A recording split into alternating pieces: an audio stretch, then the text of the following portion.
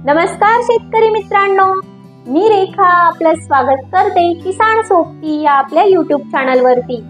मित्रांनो, आपलं सोयाबीन पिवळं पडलं आहे का? आणि सोयाबीन पिवळं पडल्यामुळे झाडं थकलेली दिसतात, त्यांची वाढ थांबते आणि याचा थेट परिणाम आपल्या उत्पादनावर होतो।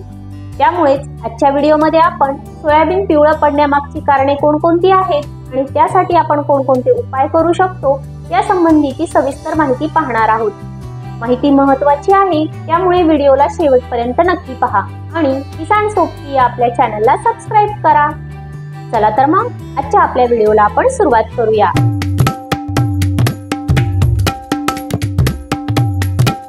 मित्रांनो, आपलं सोयाबीन पीक पिवळं पडण्यामागची 5 प्रमुख कारणं आहेत। त्यामध्ये पहिलं कारण म्हणजे अन्नद्रव्याची कमतरता, दुसरं कारण म्हणजे पाण्याचं प्रमाण जास्त झाल्यानंतर, तिसरं कारण म्हणजे पाणी कमी पडल्यास किंवा पाऊस कमी झाल्यानंतर, चौथं कारण किडीचा प्रादुर्भाव झाल्यामुळे आणि पाचवं कारण रोगाचा प्रादुर्भाव झाल्यामुळे।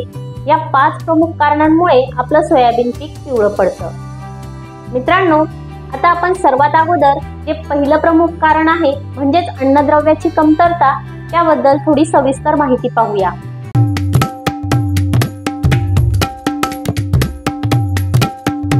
मित्रांनो, अन्नद्रव्य कमतरतेमध्ये पिकात एकाच वेळी एक किंवा एकपेक्षा जास्त अन्नद्रव्याची कमतरता होऊ शकते।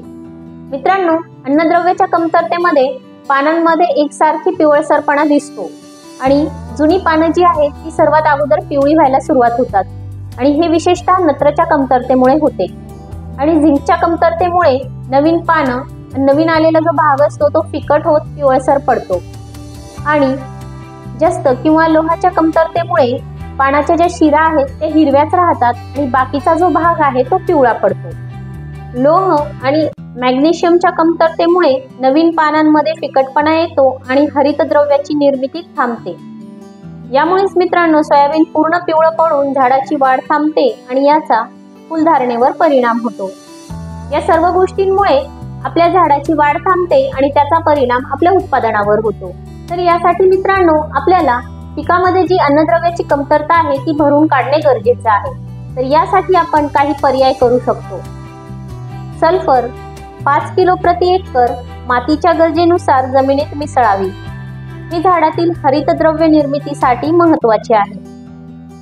झिंक सल्फेट 5 किलो प्रति एकर हे मातीमध्ये मिसळावे किंवा सेंद्रिय खताबरोबर द्यावे। झिंकमुळे वाढीचा संप्रेरक सक्रिय राहतो व हिरवळ टिकून राहते। सिलेटेड मायक्रोन्यूट्रिएंटची फवारणी, यामध्ये झिंक, मॅग्नेशियम, फेरस याचे फवारणी उपलब्ध आहेत। तर याचा जो डोस आहे तो आहे 2 ते 2.5 ग्रॅम प्रति लिटर पाणी। याची फवारणी आपण 3 ते 4 आठवड्याच्या अंतराने पानांवर करावी। फेरस सल्फेट, याचा जो डोस आहे तो आहे 2 ग्रॅम प्रति लिटर पाणी। याच्या फवारणीमुळे पानातील हरितद्रव्य वाढतो आणि झाड जे स्वतःचा हिरवेपणा हरवलेला आहे ते त्याला पुन्हा मिळण्यास मदत होते।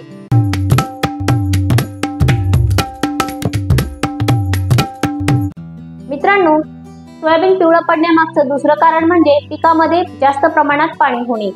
याची जी लक्षणं आहेत यामध्ये तळाच्या पानांपासून पिवळसरपणा सुरू होतो, मुळं कुजतात, झाडाला जर हात लावला तर झाड सहज उपटता येते, काही वेळेस वासही येतो आणि हा जो वास आहे तो बुरशीच्या प्रादुर्भावामुळे येतो। मुळांपर्यंत हवा पोहोचत नसल्याने ही झाडं पिवळी पडतात आणि सलग पावसामुळे किंवा जमिनीत पाणी साचल्याने याची मुळं कुजतात आणि या सर्व गोष्टींमुळे झाडं सुकतात आणि रोपं मरतात। यासाठी मित्रांनो, आपण ओलाव्याचे योग्य व्यवस्थापन करावे। शेतात अधिक पाणी साचत असल्यास काढून टाकावे। शेतात पाणी साचू नये म्हणून उंच सरी वरंबा पद्धतीने लागवड करावी। सलग पावसाच्या काळात शेतात चर खोदून पाण्याचा निचरा करावा।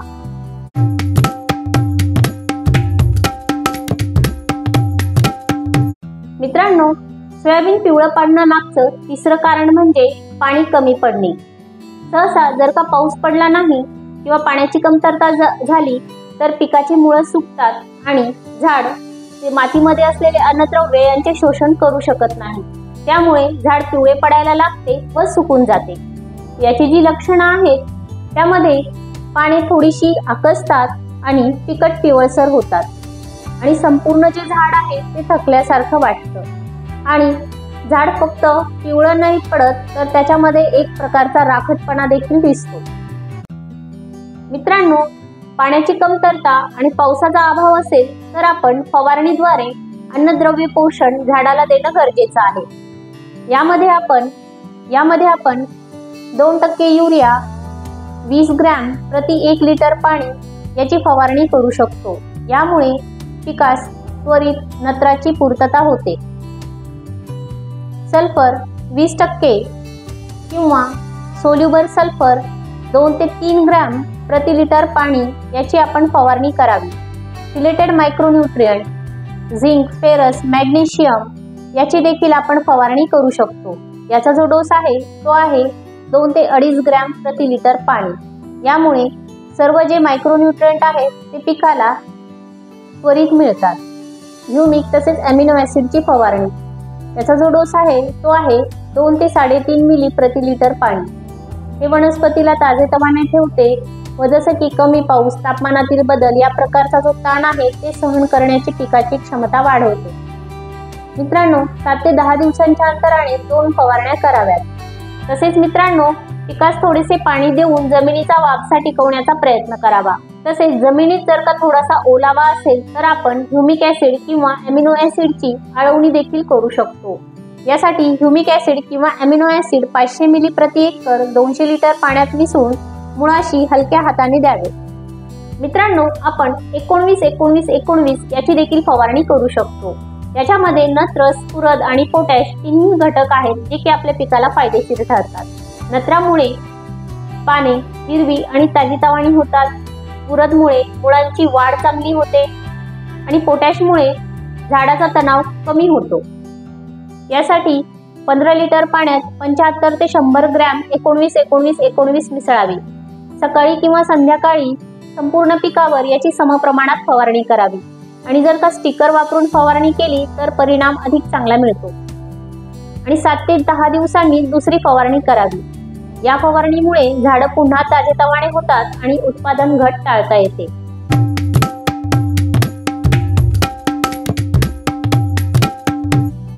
मित्रांनो, आता आपण सोयाबीन पिवळं पडण्यामागचं पुढील कारण म्हणजे चौथं कारण पाहूया, ते म्हणजे किडीचा प्रादुर्भाव।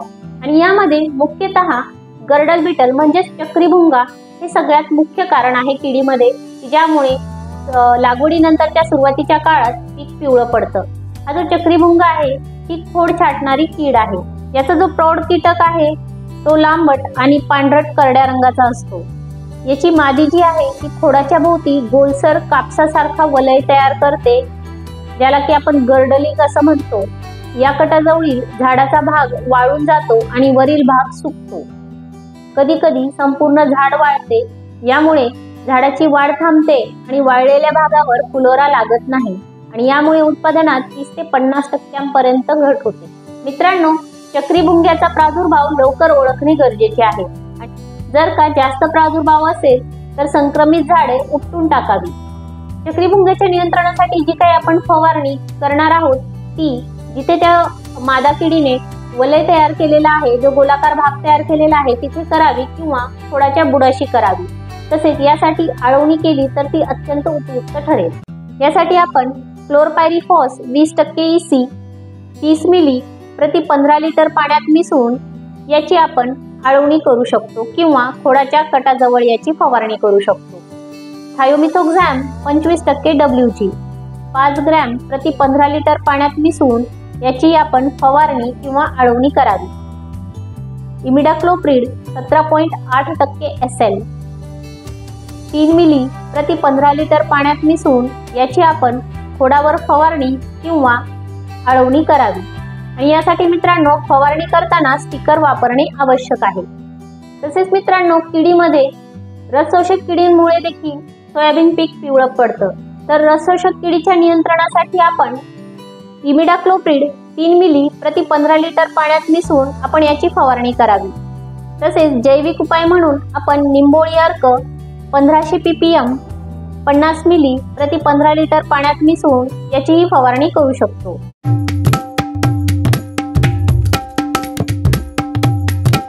मित्रांनो, सोयाबीन पीक पिवळं पडण्यामागचं 5वं कारण म्हणजेच रोगाचा प्रादुर्भाव.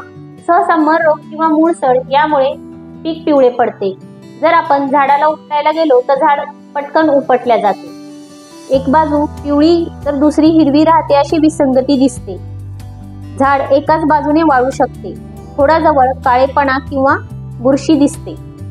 यासाठी आपण कार्बनडेन्झिम 12% अधिक मॅन्कोझेब 63% WP याची आळवणी करू शकतो. याचा जो डोस आहे तो आहे 2 ग्रॅम प्रति लिटर पाणी. याची झाडाच्या मुळाशी 200 ते 300 मिली प्रति झाड देऊन याची आळवणी करावी. मेटलॅक्झिल 8% अधिक मॅन्कोझेब 64% WP हे 2.5 ग्रॅम प्रति लिटर पाण्यात मिसळून याची आळवणी करावी. जैविक पर्यायामध्ये ट्रायकोडर्मा विरिडी प्रति एकरी 2.5 किलो 50 किलो शेणखतात मिसळून लागवडीपूर्वी मातीमध्ये मिसळावी. तसेच फवारणीसाठी आपण हेक्झाकोनाझोल 5% SC किंवा 75% W ची 1 मिली प्रति लिटर पाण्यात मिसळून याची फवारणी करावी. प्रोपिकोनाझोल 25% EC 1 मिली प्रति लिटर पाण्यात मिसळून याची फवारणी करावी. यामुळे पिवळसरपणा आणि मुळे सड यावर चांगल्या पद्धतीने नियंत्रण मिळवता येते. क्लोरोथॅलोनिन 75% WP 2 ग्रॅम प्रति लिटर पाण्यात मिसळून याची फवारणी करावी. मित्रांनो, वेळीच कारण ओळखून उपाययोजना केल्यास सोयाबीन पिकातील पिवळसरपणा आपण रोखू शकतो आणि जी काही उत्पादनात होणारी घट आहे त्यालाही टाळू शकतो. मित्रांनो, माहिती आवडल्यास व्हिडिओला लाईक करा, आपल्या जास्तीत जास्त शेतकरी मित्रांना शेअर करा आणि आपला सोयाबीन पिकाबद्दलचा अनुभव आम्हाला कमेंट करून सांगा.